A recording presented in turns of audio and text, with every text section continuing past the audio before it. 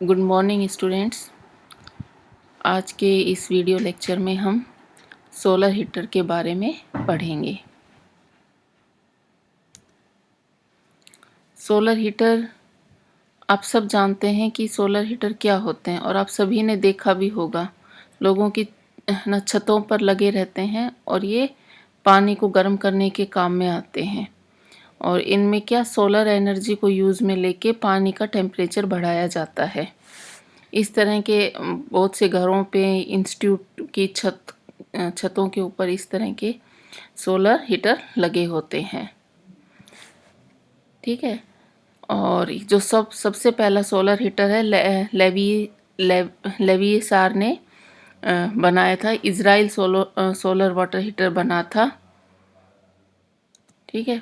और जो solar heater है ये उनकी सामान्य संरचना है। सोलर हीटर के अंदर 5 भाग होते हैं।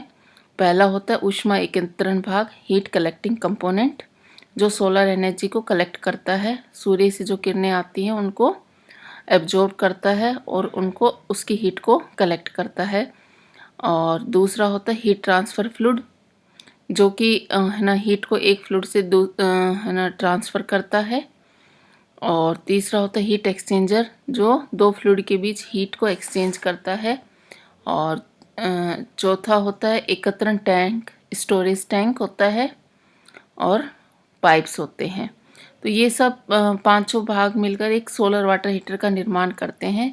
ये एक सोलर वाटर हीटर का रेखीय चित्र है, लीनियर डायग्राम है। इसमें देखो, ये सबसे ऊपर हीट कलेक्टिंग कंपोनेंट है जो सोलर एनर्जी को एब्जॉर्ब करता है, कलेक्ट करता है। इसके अंदर यहाँ से पाइप के थ्रू ठंडा पानी जाता है और यहाँ सोलर एनर्जी की हीट से वो पानी गर्म हो जाता है और यहाँ पाइप के थ्रू स्टोरेज टैंक में जाता है। स्टोरेज टैंक में एक ऊष्मा स्थानांतरण होता है। ठीक है। और यहाँ से स्टोरेज टैंक से हम गर्म पानी अलग कर लेते हैं और ठंडा पानी यहाँ नीचे से अलग पाइप के थ्रू स्टोरेज टैंक में आता है। अब जो सोलर कलेक्टर हैं, जो सोलर एनर्जी का कलेक्शन करते हैं, वो भी 3 तरीके के होते हैं। हमें कितनी ऊष्मा चाहिए, मतलब कितनी हीट की हमें आवश्यकता है और हमारा एनवायरनमेंट कैसा है, पर्यावरण कैसा है, उसके हिसाब से अलग अलग तरीके के सोलर कलेक्टर्स होते हैं। फर्स्ट है फ्लैट प्लेट कलेक्टर्स, मतलब समतल प्लेट एकत्रण। इसका उपयोग अधिकतर घरों में लगाए जाने वाले सोलर जलतापन में किया जाता है। इसमें ज़्यादा रख रखाव की आवश्यकता नहीं होती और ये एक जल विरोधी व इंसुलेटेड बॉक्स के अंदर एक काली अवशोषक प्लेट एब्जॉर्प्शन प्लेट लगी होती है, जो कि पारदर्शी कवर से ढकी होती है ताकि सनलाइट इसके ऊपर गिरे और ये ब्लैक एब्जॉर्प्शन प्लेट उस इन सनलाइट को एब्जॉर्ब करे। ये इस तरह का ये है ना समतल प्लेट एकत्रण होता है। इस तरह की संरचना होती है। ये ट्यूब्स लगी होती हैं, इसमें हीट एब्जॉर्बर लगे होते हैं और ये पारदर्शी प्लेट होती है जो इनको ढके रहती है और इसके ऊपर सनलाइट गिरती है और हीट एब्जॉर्बर इन सनलाइट को एब्जॉर्ब करते हैं। ये गर्म यहाँ ठंडे पानी का इनलेट है और ये गर्म पानी का आउटलेट है। बॉक्स में जो प्लेट लगी होती है वो तांबे की बनाई जाती हैं, क्योंकि तांबे का कोरोजन कम होता है। दूसरा कलेक्टर है निर्वातित नली एकत्रण भाग, इवैक्यूएटेड ट्यूब कलेक्टर्स। यह मुख्यतः पारदर्शी कांच की नलियों को एक दूसरे के समांतर लगाकर बनाया जाता है। ये पारदर्शी कांच की नलियां हैं और एक दूसरे के पैरेलल लगी होती है और इनके अंदर ये ब्लैक कलर का एब्जॉर्बर लगा होता है जो सनलाइट को एब्जॉर्ब करता है और ऊष्मा उत्पन्न करता है। इन कांच की नलियों में एक और कांच की नली होती है जो ऊष्मा को ठंडे पानी को स्थानांतरित करती है। यहाँ पे एक है ना हीट एक्सचेंजर लगा होता है जो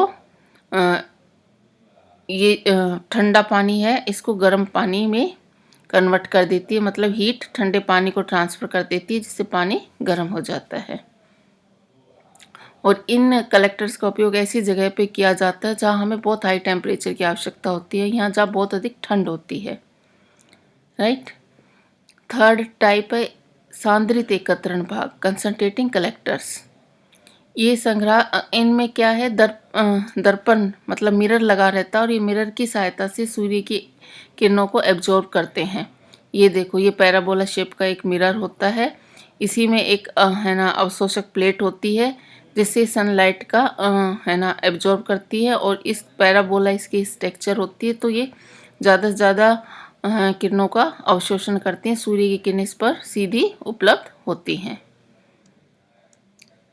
और इसमें यहाँ से ठंडा पानी जाता है और यहाँ से आउटलेट में गर्म पानी आता है। दूसरा इसका है ना सोलर हीटर का सेकंड पार्ट था, कलेक्टर के बाद सेकंड पार्ट था हीट ट्रांसफर फ्लूइड, जो कि हीट को सोलर कलेक्टर से ग्रहण करके हीट एक्सचेंज की सहायता से या फिर सीधे ही स्टोरेज टैंक को स्थानांतरित कर देते हैं। ठीक है, और इस ऊष्मा स्थानांतरक द्रव में निम्न विशेषताएं होनी आवश्यक है। एक तो इनकी विशिष्ट ऊष्मा उच्च होनी चाहिए, इनकी श्यानता विस्कोसिटी कम होनी चाहिए, और इनके अंदर इनका कोरोजन करने का गुण नहीं होना चाहिए, कोरोजिव प्रॉपर्टी नहीं होनी चाहिए, और ये उच्च ऊष्मीय चालकता होनी चाहिए। तो ये गुण एक अच्छे हीट एक्सचेंजर में होने चाहिए।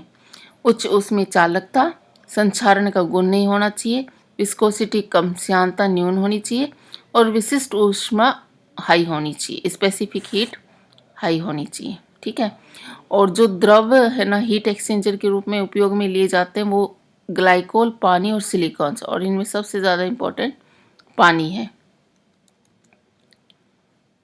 ठीक है, अब सोलर तापन तंत्र की विशेषता क्या है। इसकी सहायता से हम पानी को गर्म कर सकते हैं। हम नॉर्मली हमारे घरों में हम गीजर का इस्तेमाल करते हैं, और गीजर या तो बिजली से चलते हैं या फिर गैस का उपयोग होता है। तो यहाँ पे लाइट और गैस दोनों की बचत हो जाती है। सेकंड है, सोलर जल तापन से वायुमंडल में कोई पोल्यूशन नहीं होता, और ये 15 से 20 वर्षों तक काम में लिए जा सकते हैं, और इनका उपयोग नहाने में, बर्तन धोने में किया जा सकता है। अस्पताल में उपकरणों को निष्क्रिय करने में किया जाता है। फिर है तीसरा है हीट एक्सचेंजर। हीट एक्सचेंजर क्या होते हैं, जो हीट का स्थानांतरण करते हैं। सोलर वाटर हीटर में ऊष्मा स्थानांतरण के रूप में द्रव या हवा का उपयोग किया जाता है। ऊष्मा स्थानांतरण स्टील, तांबा, एल्यूमिनियम या लोहे का बना होता है, और जो स्थानांतरण के लिए दो तरह के मेथड उपयोग में लिए जाते हैं। या तो द्रव से द्रव, लिक्विड टू लिक्विड हीट का एक्सचेंज होता है, या air to liquid heat exchanger होते हैं। एयर टू लिक्विड में ऊष्मा अवशोषक से होकर हवा को गर्म करके स्थानांतरित होती है, और इसमें द्रव से द्रव, लिक्विड से लिक्विड हीट एक्सचेंज होती है। चौथा पार्ट होता है storage tank. Storage tank stainless steel का बना होता है, और इसके चारों तरफ इंसुलेटेड फाइबर्स लगी होती है। ठीक है, जिससे अंदर बाहर हीट का ट्रांसफर ना हो, और पाइप्स होती हैं पानी की आपूर्ति के लिए, सप्लाई के लिए पाइप्स लगे होते हैं। तो ये सब सोलर हीट के पार्ट्स होते हैं। और सोलर हीट का उपयोग एप्लीकेशंस हमने पढ़ ही लिया था। अस्पताल में गर्म पानी के द्वारा उपकरणों को निष्क्रिय किया जाता है, जहाँ सोलर हीटर का उपयोग करते हैं, और बर्तन धोने में, और ये एनवायरनमेंट में पोल्यूशन नहीं लाते। 15 से 20 वर्षों तक इन्हें काम में लिया जा सकता है। ईंधन और है ना बिजली की बचत इससे हो जाती है। अब आपने सोलर हीटर के बारे में पढ़ा। अब मैं सोलर हीटर का एक एनिमेटेड वीडियो दिखाऊंगी, जिसमें आपको और भी अच्छे से सोलर हीटर समझ में आ जाएगा। Today we are going to see the information related to solar water heater. This is simple kind of solar water heater which is most widely used at our home. Let us see its construction and working. So construction, there are two major part in this particular solar water heater. First part is called as solar collector, next part is called as water tank, and this solar collector and water tank, they are connected with each other by using various pipelines. Let's see what is solar collector. This is a solar collector which is faced towards sun. So if sun rays are coming like this, it's necessary the face of solar collector should be towards sun. In the solar collector, we are having a number of tubes which are circulated here, and above this particular tube what we are having is transparent glass. This tube has the inlet pipeline which is coming from a bottom like this, and it has an exit pipeline from this. The exit pipeline is going to the water tank. At the same time, inlet pipeline is coming from a water tank. This solar collector will collect heat from the sun. This is first part, solar collector. Next part is called as water tank. Basically, water tank has a 4 pipe connection. First pipe connection is this one, which is coming from a solar collector like this. Second pipeline is going towards a collector. These are two connected to the solar collector, whereas these two are coming from an outside. The cold water will be coming inside to water tank with this particular pipeline, whereas the hot water will be taken from this. So whatever the objective of this solar water heater is there to get a hot water. So hot water will be available through this particular pipeline. The green color shows an insulation which is provided on the water tank. Insulation will avoid a loss of heat to the atmosphere. Okay.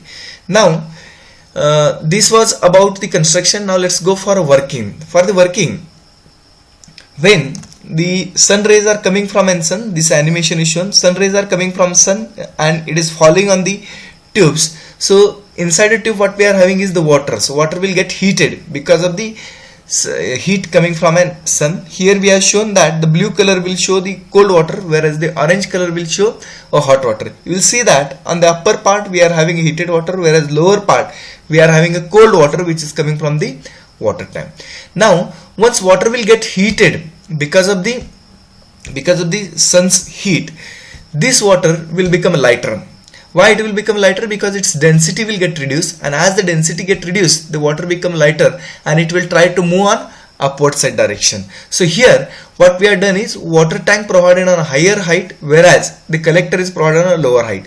So if water gets heated in the solar collector, it becomes lighter and it will try to move on upward side through this particular pipeline. That pipeline we have written name here as a hot water. So we can see here that the movement of water will be like this. As becomes lighter, it will be moving like this and it will be deposited in the water tank. So upper part of this particular tank will be occupied by hot water and lower part will be occupied by the cold water which is coming from outside pipeline. Generally the cold water has a higher density, whereas hot water is having less density, and that's why hot water is on the upper side. So as a hot water is entering on this side, the volume of this water tank is constant, so some water has to be taken outside. So that water is nothing but a cold water. The cold water will be going like this and it will be entering into the solar collector. So cold water is moving like this and hot water is moving upward side. So this total movement of water is because of the density difference. As the density of hot water is less, it is moving up. As the density of cold water is more, it is moving downside. So because of density difference, the water is moving. So we have not provided any external device like pump or any other devices. This such kind of solar water heater is called as thermosiphon solar water heater. Thermosiphon means what? Because of temperature the water is moving, and that's why it is called a thermosiphon solar water heater system. So this is cycle completed, water is coming from this and again water is going to the collector. On this side we can take out a hot water from this one. So for the application like bathing etc, we can take a hot water from this, and if water is going outside, the cold water is also coming inside from this one. So cold water will enter here and hot water will be going outside. The cold water which has entered here, that will go to the solar collector like this, and from solar collector hot water will be coming here and that hot water will be going out. This is what cycle and the working of thermosiphon solar water heater system. Sometimes this circulation of water rate is not sufficient. At that time we have to provide a pump. Like I will fit a pump here. So if I provided a pump here, then what will happen? The pump will suck the water from this side and it will supply the water on this one. So pump will increase the rate of circulation of water, and that's why we can have more flow of the water and more flow of the water at the outlet of this particular water tank. Okay, so if pump is provided, then it's called as active solar water heater, and if pump is not provided, so without pump if it is working, then it is called as thermosiphon water heater system. तो आपने ये solar heater को देखा और इसके सारे parts भी आपने इस वीडियो के अंदर देखे और ये भी देखा कि किस तरीके से इसके अंदर पानी गर्म होता है। तो आई थिंक आपको सोलर हीटर की प्रोसेसिंग समझ में आ गई होगी। Thank you.